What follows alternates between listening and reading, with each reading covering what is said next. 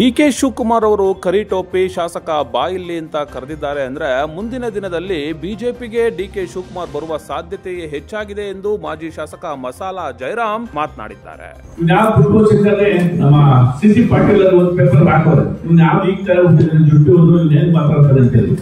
ಯಾರು ಮಾತಾಡಲ್ಲ, ನಿಮ್ಗೆ ಗೊತ್ತಿದೆ.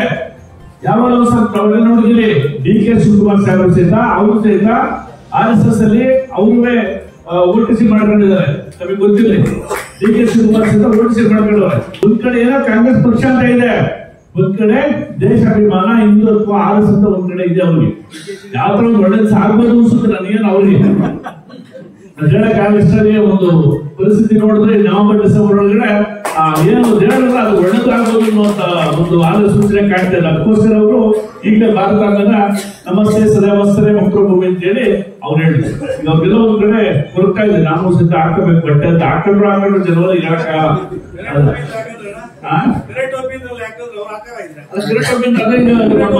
ಮುಸ್ಲಿಂ ಬಾಂಧವ್ರಿಗೆ ಹೇಳಕ್ಕಾಗಲ್ಲ, ಸಭೆ ಟೋಪಿ ಹಾಕೋದು ಟೋಪಿ ಸಭೆ ಭಾರತ ಅಂದ್ರೆ ಅನುಭವಿಸ್ತಾರೆ.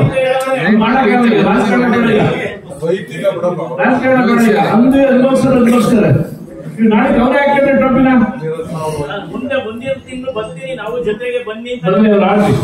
ಅದರಿಂದ ಇವತ್ತು ಹಿಂದುತ್ವ ಬಗ್ಗೆ ನೋಡ್ತಾ ಇದ್ದೀರಿ.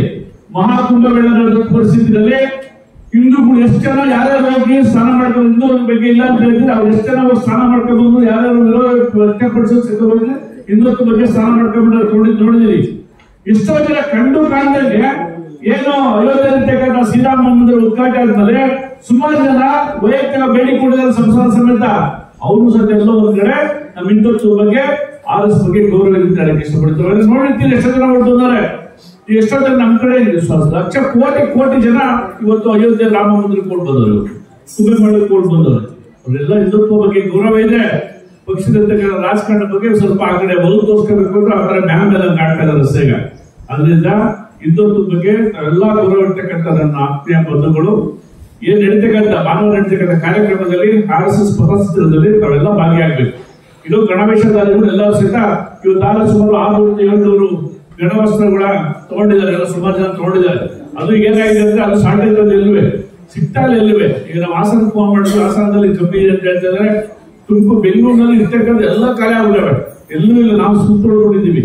ಯಾಕಂದ್ರೆ ಎಲ್ಲರೂ ಇನ್ನೂ ಸಹಿತ 1,100 ರೂಪಾಯಿ ಕೊಟ್ಟು ಸುಮಾರು ಜನ ಒಂದು 500 ಸಮವಸ್ತ್ರಗಳ ತಗೊಂಡು ಹೋಗಿದ್ದಾರೆ ನಮ್ಮ ಹುಡುಗರುಗಳೆಲ್ಲ ತಗೊಳಕ್ಕೆ. ಚಾಲುಕ್ಯ ನ್ಯೂಸ್, ಜನರಿಗೋಸ್ಕರ.